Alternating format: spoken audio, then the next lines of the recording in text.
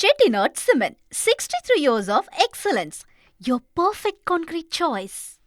திருச்செந்தூரில் கடல் சீற்றமாக இருந்த நிலையில் தற்போது சுமார் 75 அடி தூரம் உள்வாங்கியுள்ளது. இது குறித்த கூடுதல் தகவல்களை செய்தியாளர் பவானி வழங்கிட கேட்கலாம். பவானி வணக்கம், கள தகவல்களை சொல்லுங்க. கண்டிப்பாக திருச்செந்தூர் சுப்பிரமணிய சுவாமி திருக்கோயிலில் கடலானது தற்பொழுது உள்வாங்கி காணப்பட்டு வருகின்றது. ஏற்கனவே கடல் நீரானது கடல் சீற்றத்துடன் காணப்பட்டிருந்தது. குறிப்பாக 100 அடிக்கு மேல் கடல் நீரானது வெளியே காணப்பட்ட நிலையில தற்பொழுது திருச்செந்தூர் சுப்பிரமணிய சுவாமி கோவில் கடலானது தற்போது உள்வாகி காணப்பட்டிருக்கின்றது. திருச்செந்தூர் கோவில் பிரசித்தி பெற்ற சுற்றுலா தலமாக விளங்கி வருகிறது. இந்த கோவிலை ஒட்டிய கடலில் கோவிலுக்கு வரக்கூடிய பக்தர்கள் நீராடி சுவாமி தரிசனம் செய்வாங்க. கோவில் நாளிக்கடலில் எதிர்புறம் இருக்கக்கூடிய இடத்தில் கடல் தற்பொழுது சுமார் 70 அடி உள்வாங்கி காணப்பட்டிருக்கின்றது.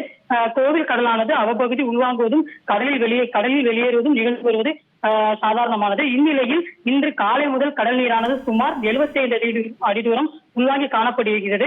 கடல் உள்வாங்கியதால் கடலுக்கு இருக்கக்கூடிய பாசி படர்ந்த பாறைகளானது தற்போது வெளியே தெரிந்து வண்ணம் இருக்கின்றது.